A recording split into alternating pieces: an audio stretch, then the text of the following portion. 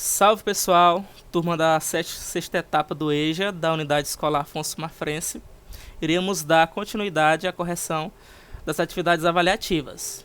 No momento estamos na quarta atividade e iremos corrigir baseado na geografia física. A geografia física nada mais é do que uns conteúdos abordados principalmente no primeiro ano do ensino médio e nas etapas iniciais do ensino fundamental 2, que é o sexto ano, que trata justamente sobre os estudos das formas geológicas, geomorfológicas, do solo, da vegetação, do clima. Então esses assuntos que tratam, que são temáticas da geografia natural, ou seja, da geografia física, que estuda os elementos que são da natureza. Então esses conteúdos que são relacionados à natureza chamamos de geografia física. Então a primeira questão que trata. A primeira questão, o que foi a teoria da deriva continental?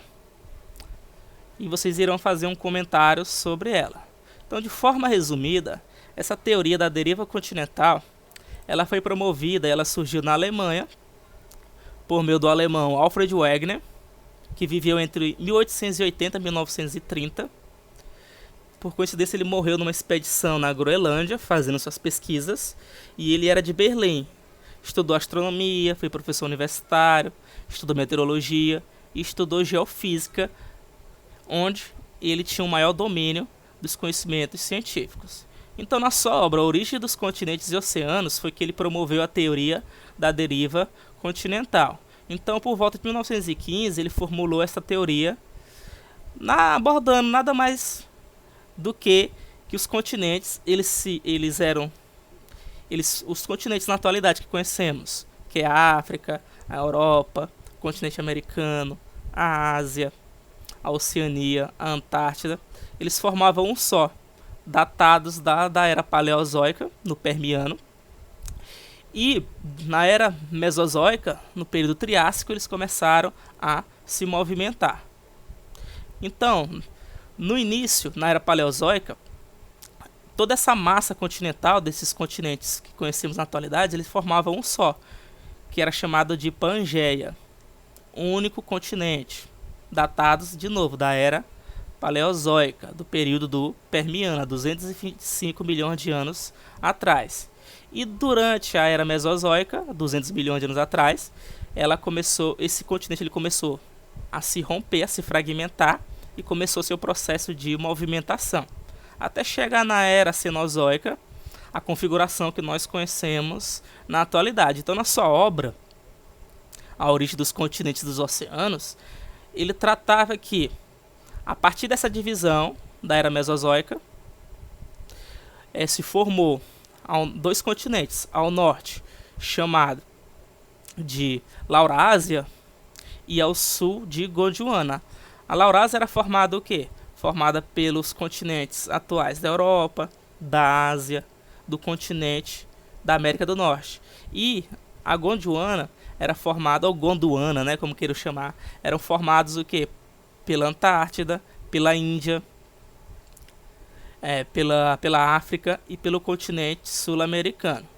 Então é interessante que ele colocou essa teoria, colocou também que ocorreu essa fragmentação e existia também um único oceano, claro, né? Não existia essa fronteira de separação de águas oceânicas de um continente para outro. E esse oceano único era chamado de Pantalassa, como vocês já estudaram e já viram em séries anteriores. Então, Alfred Wegener fez um estudo geofísico e geológico muito aprofundado, só que ele não conseguiu, pessoal, comprovar na comunidade científica por que ocorria estas movimentações nos continentes. A resposta a gente vai ver mais na frente, que são os agentes internos, que é a movimentação do magma, que são chamadas zonas de convecção do magma, as placas tectônicas, que também são responsáveis por essa movimentação. Ele não conseguiu comprovar na comunidade científica, assim como muitos cientistas estudaram, promoveram suas teorias e morreram sem ter seu reconhecimento. Então o ponto-chave da teoria do Wegener, dessa movimentação continental, ele colocava alguns pontos interessantes. O primeiro, a costa do continente africano, a costa a oeste, possui um contorno que se encaixa perfeitamente com o continente sul-americano, a parte leste do continente sul-americano, comprovando que eles poderiam ser unificados durante a era paleozoica, era um só. Outra evidência é a descoberta de fósseis de animais da mesma espécie em continentes diferentes, comprovando que eles pertenciam a uma massa continental única, pois seria impossível que esses animais atravessassem os oceanos de um lado para o outro, como o caso do Oceano Atlântico, que foi formado justamente pela essa separação entre o continente africano e o continente sul-americano. Outra evidência é a semelhança climática do solo e relevo entre os encaixes do continente africano e americano na Europa e na Ásia, como está sendo representado aqui, ó. A Pangeia, observe, ó, era paleozoica durante o Permiano, ele começou a se fragmentar na era mesozoica, no período terciário, até chegar no período atual, na era paleozoica, que é no período quaternário nos dias de hoje. Então ocorreu essa fragmentação. Esses foram os estudos que o Alfred Wegener implementou. A movimentação dos continentes e que todos os continentes eles formavam um único bloco de terras emersas. Então essa foi a teoria implementada por Alfred Wegener, entendeu? A teoria da deriva continental. Então as evidências que ele conseguiu trazer no seu livro, na sua obra, foram as evidências morfológicas, as evidências paleontológicas, por meio dos fósseis, as paleoclimáticas, o estudo da estratificação do solo e os pontos da litologia das rochas.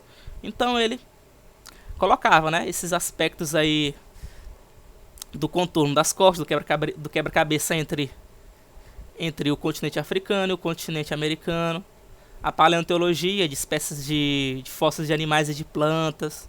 Então ele tinha argumentos muito bem-vindos naquela época, mas ele não conseguiu de fato explicar por que os continentes eles realmente se deslocavam, eles se movimentavam. Então, resumindo, ó, apesar de todos os argumentos que ele tinha apresentado, os geofísicos da época e muitos geólogos não estavam convencidos que os continentes eles tinham se deslocado e se movimentado, entendeu? Ele tinha uma justificativa, o Wegener, que era muito plausível na época. Ele dizia que essa movimentação eram de forças que resultavam da movimentação do movimento de rotação da Terra, promovido pela força de atração gravitacional promovida pelo Sol e pela Lua. Essa foi a tese que foi defendida por ele naquela época, mas a resposta não foi essa, pessoal. Ele errou muito feio. Então, a partir daí, os geofísicos eles contra-argumentaram, considerando que essas propriedades físicas gravitacionais da Terra não permitiam explicar grandes deslocamentos dos continentes. Eles não eram suficientes para fazer com que essas massas continentais se movessem. Então, naquela época, a teoria da deriva continental foi ignorada e ela não foi aceita. E foi já na metade do século XX, por meio dos estudos submarinos, que se descobriu a movimentação das placas tectônicas. Então, o tectonismo foi a resposta para a movimentação dos continentes. Então, se o Wegener naquela época tivesse promovido esta resposta, ele teria tido muito mais sucesso. Então, vamos para a segunda questão. No que consiste a teoria da tectônica de placas? Pessoal, a teoria da tectônica de placas baseia-se na observação, né, da geológica, que existe o que? Essa camada sólida, ó, e embaixo dessa camada sólida existe o magma. Então, por meio dessa solidificação do magma, se formou a crosta terrestre. Então, essa crosta terrestre mais sólida, entre ela e o magma ele é o que? Ele é mais denso, ele é mais pesado, então ele tende a ficar no centro da Terra, mais ao fundo, enquanto que a parte superior, a parte menos densa ou mais leve, mais fria, tende a ficar na superfície, que é onde nós vivemos, que é a litosfera, a crosta terrestre. E a transição entre essa litosfera e o magma, que é incandescente, que é pastoso, que é líquido e muito quente, existem as placas tectônicas, que são mais plásticas, que é a transição entre o sólido e a transição entre o líquido. Então, ó, no todo são 20 placas. E claro que a maior parte delas existe denominações, como o caso aqui, ó, da placa sul-americana, da placa de Nazca, da placa africana, da placa euroasiática. Então essas são as principais placas que são conhecidas no mundo. Então as fronteiras entre essas placas são zonas com atividades de tectônicas, o tectonismo, onde ocorre mais atividades de terremotos, que são chamadas de atividades sísmicas, e erupções vulcânicas. O exemplo aqui do Círculo de Fogo, que acontece no Oceano Pacífico, próximo dos países do Japão, das Filipinas, da China, que ocorre muita atividade tectônica e vulcânica. Então aqui é chamado de Círculo de Fogo, essa região aqui, ó, por exemplo. Então, já falei para vocês, então a tectônica de placas nada mais é do que essa movimentação dessas placas que ficam entre a litosfera e o magma. No caso aqui, ó, nesse exemplo que eu estou mostrando aqui para vocês, ó, essa movimentação do magma são chamadas zonas, linhas, né, zonas de convecção do magma. O que acontece aqui, ó, o magma ele promove essa movimentação que assemelha-se muito a uma panela de pressão, ó. Quando ele esquenta muito, ele desce. Então aqui essas regiões aqui, ó, mais abaixo, ela é mais densa, mais pesada e mais quente. Então ele desce, aí esquenta. Quando ele esquenta, ele sobe. Quando sobe, resfria. Quando resfria, ele desce. Então essa movimentação aqui existe desde quando o planeta Terra se formou, no seu início. Então é um movimento. Essa zona de convecção é chamada de movimentos permanentes. Eles são infinitos. Então isso faz com que as placas elas começassem a se movimentar. Então elas vão seguindo a sua sequência. Algumas se aproximando, outras se afastando, como a gente vai estudar mais à frente. Então essas zonas de convecção do magma é que promove essa movimentação das placas tectônicas. Então as placas tectônicas ficam mais ou menos aqui, ó, entre o magma e entre a litosfera, ou a crosta terrestre. Terceira questão: o que são dobramentos modernos e caracterizando falhas e seus tipos. Pessoal, os dobramentos modernos, eles são chamados assim de modernos por quê? Porque são formas geológicas que surgiram na era Cenozoica, principalmente na era do Quaternário, que foi um dos últimos eventos que aconteceu no tempo geológico do nosso planeta. São formas de relevo recente, ó, como exemplo as cordilheiras, que são um conjunto de montanhas. Posso citar o exemplo, ó, da Cordilheira dos Andes, na América do Sul, da Cordilheira do Himalaia, na Ásia, os Montes Apalaches, as Montanhas Rochosas, na América do Norte, né, os Montes Apalaches, o Atlas na África e os Alpes Suíços na Europa. Então são o quê? São dobramentos modernos resultantes justamente disso aqui, ó, do choque de placas tectônicas. A gente vai estudar um pouquinho mais aprofundadamente esse tipo de movimentação.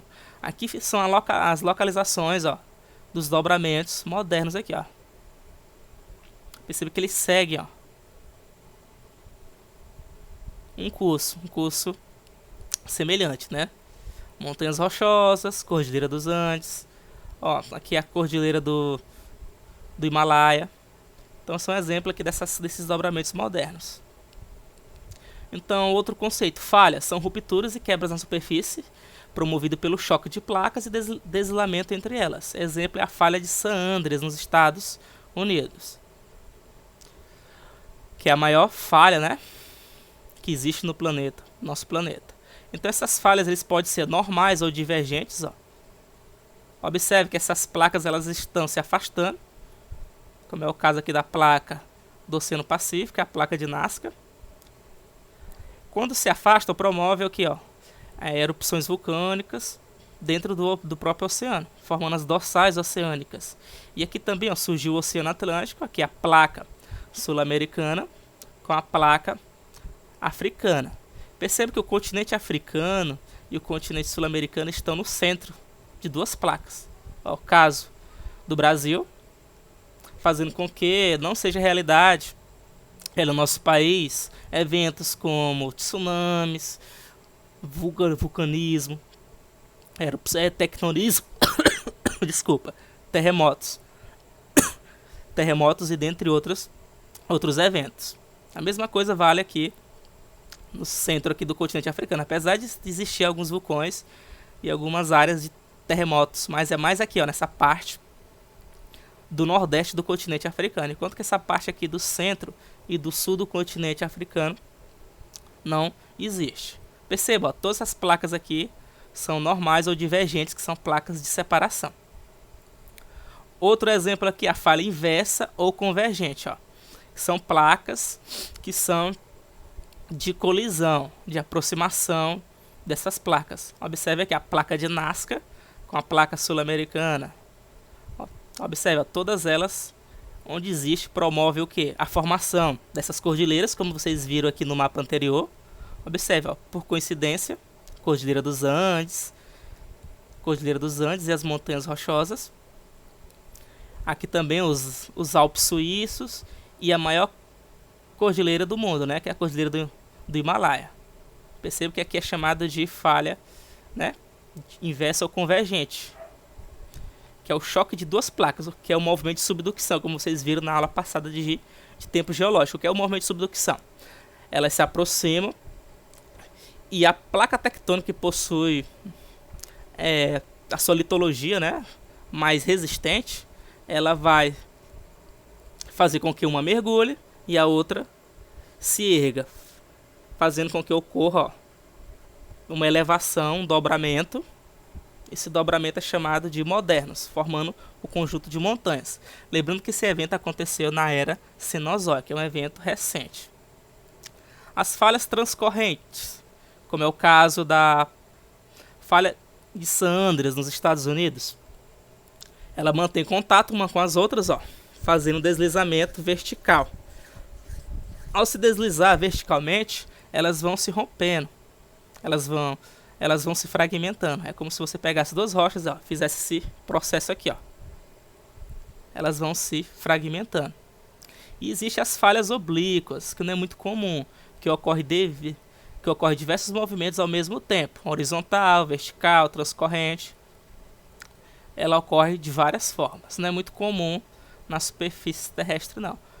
Então a mais comum são a de separação, que é o movimento normal divergente, e o movimento convergente, que é o de aproximação.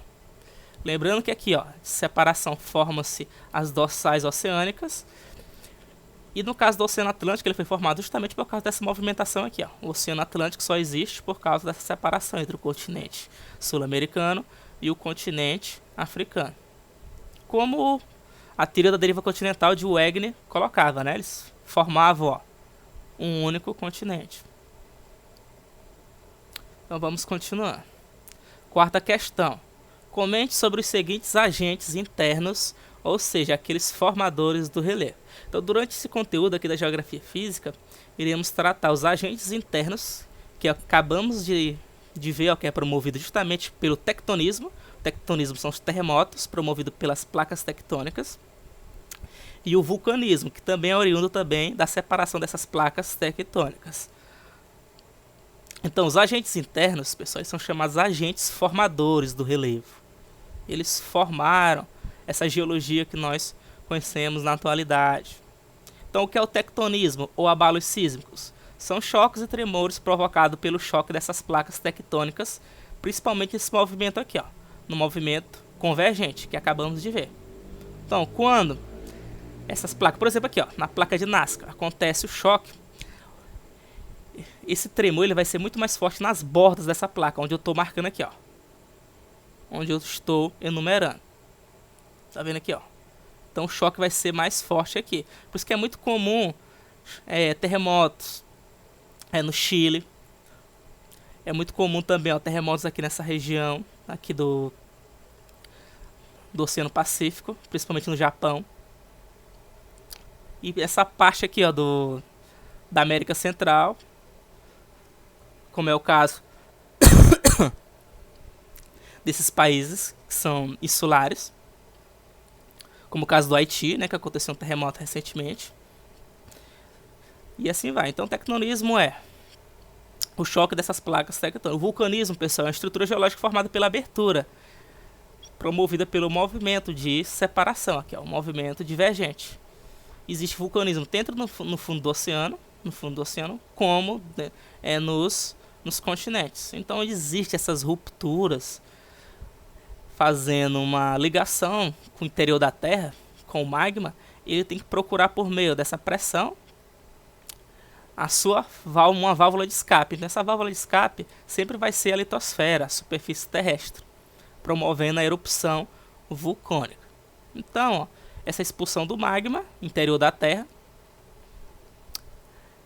faz com que ocorra o movimento do vulcão. Qual o ponto positivo, pessoal? Vai interagindo na formação do relevo, das rochas, que é um tipo de rocha de basalto, que promove a fertilidade do solo.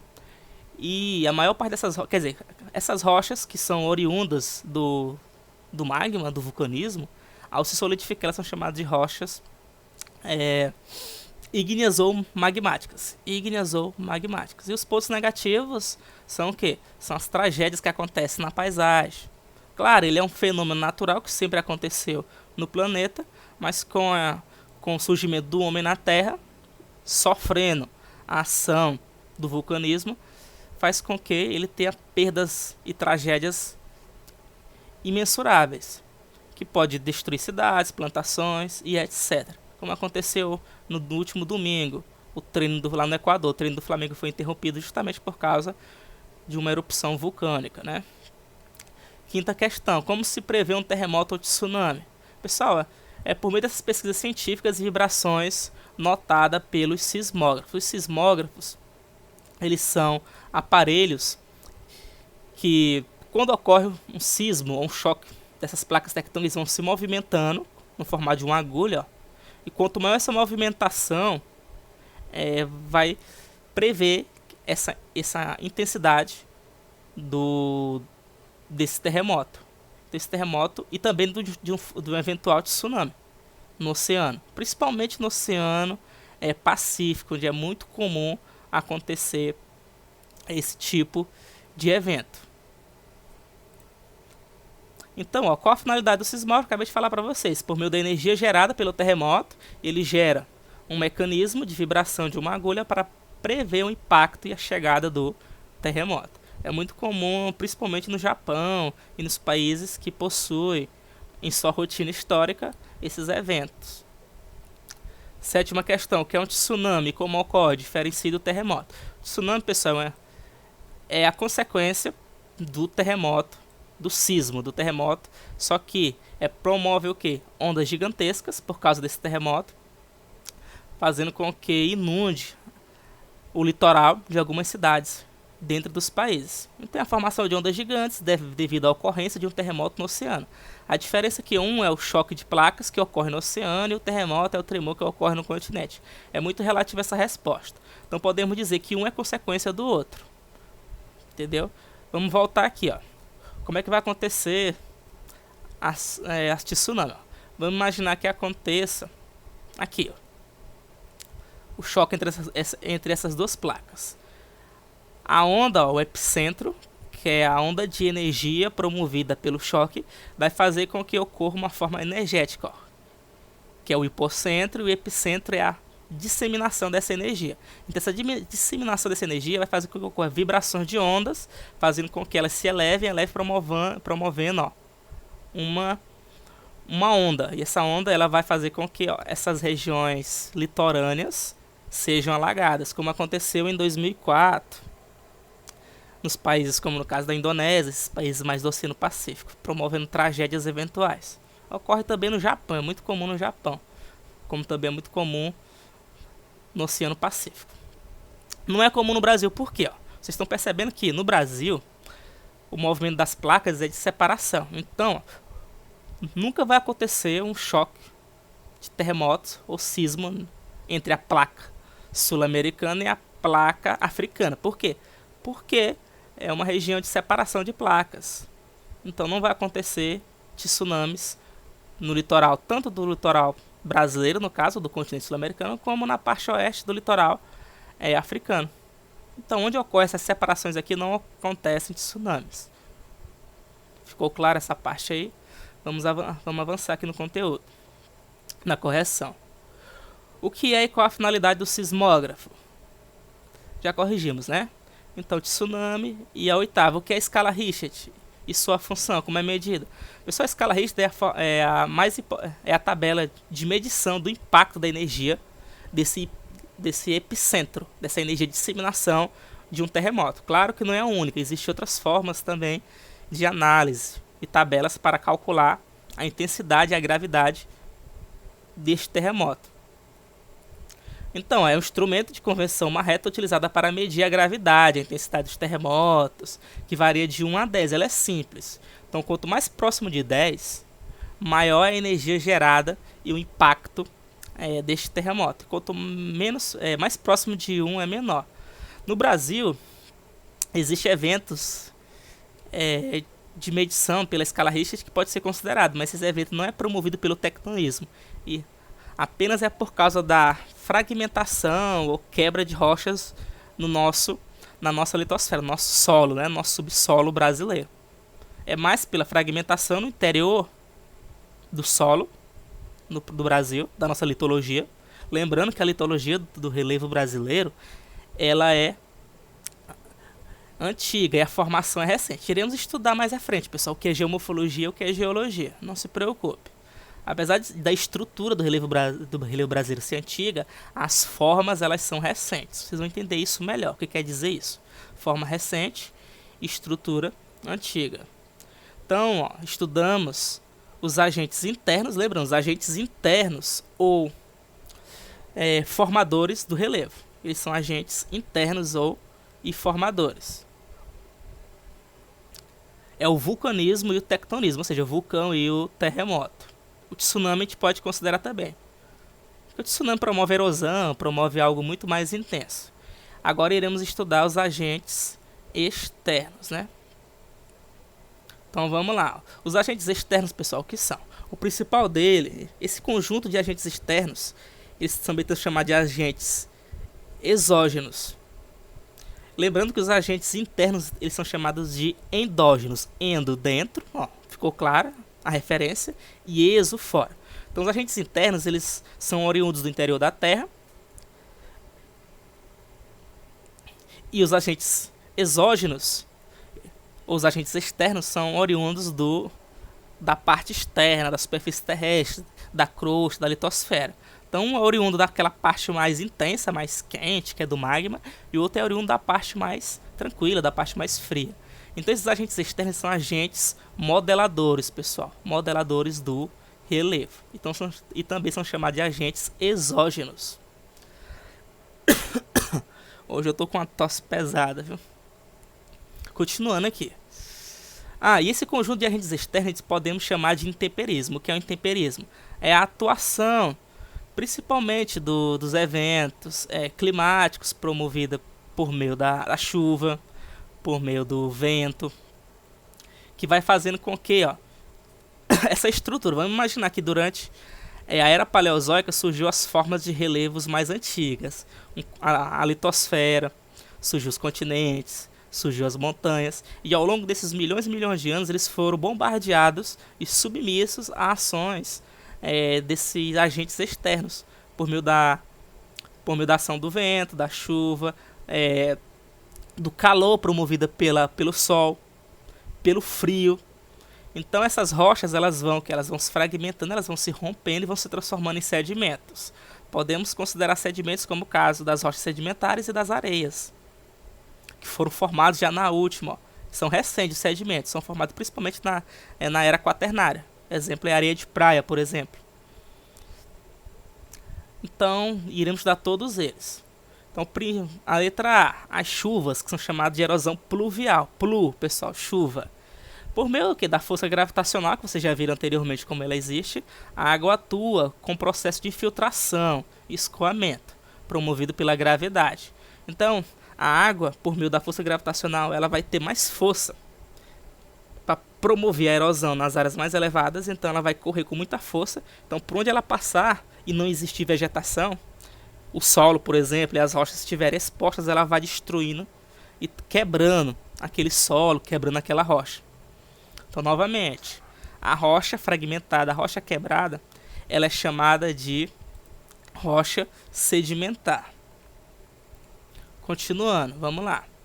As áreas desgastadas pelo homem também, como desmatamento, erosão, atuam de forma intensa, promovendo crateras. O exemplo da lixiviação do solo, as ravinas. Então, as chuvas e as enxurradas, que é a erosão pluvial, ela atua na função de transporte, erosão e infiltração. Então, por exemplo, onde acontece muitos acidentes, deslizamento de terras nas áreas, como no caso do Rio de Janeiro, é porque o homem, ao construir suas residências em cima dos morros, eles desmatam a vegetação. Então, quando acontece uma chuva, quando ela é muito intensa e ocorre muita chuva e o solo ele não é tão forte, quando se retira a vegetação, sai arrancando tudo. Principalmente solos que possuem a capacidade de acumular água, que são chamados movimentos de massa, né? O B, os rios, erosão, fluo. Ó. Percebe que fluo equivale a rio e plu equivale a chuva, né? Então os rios, pessoal, ele atua no processo de erosão e transporte de sedimentos. Que são os fragmentos de rochas. Então o rio, ó, a gente vai estudar mais à frente na parte de hidrografia, que o rio ele possui seu alto, seu médio e o seu baixo curso. Então, onde o rio ele vai nascer, nas nascentes, geralmente eles nascem nas regiões, por exemplo, o rio Parnaíba, ele nasce ao sul do Piauí. Então, no sul do Piauí, as áreas elas são mais elevadas, predominam mais planaltos, então as corredeiras é bem maior. Então, podemos dizer que essa área mais elevada onde o rio Parnaíba nasce é chamada de alto curso. Então, nesse alto curso, o poder de erosão é maior. Quando chega no Médio Parnaíba, na região de Teresina, por exemplo, o poder da água dos rios, dessa corredeira, dessas correntezas, melhor dizendo, elas são intermediárias, são mais ou menos. Então vai ocorrer tanto o transporte como a erosão. E na área próximo já do litoral, na área lá de Luiz Correia, próximo do Oceano Atlântico, ocorre o processo de sedimentação, que é a acumulação de todos os sedimentos que vem lá no início do alto curso. Então ocorre o processo de erosão, transporte. No médio curso ocorre transporte e erosão, e no baixo curso ocorre o processo de acumulação de sedimentos. Entendeu? Como está trazendo aqui a questão, ó. E o homem também, pessoal, ele é um agente responsável pelas enchentes e assoreamento dos rios. Isso aí é uma história que é tratada na parte ambiental. O mar ele promove por meio das falésias, pessoal, a erosão marinha, por meio das ondas que vem lá do oceano e ocorre, por exemplo, uma rocha. Ocorre tanto a erosão como o transporte de sedimentos também. Letra D, as geleiras, é chamada de erosão glacial. É causada pela ação do gelo. Como assim?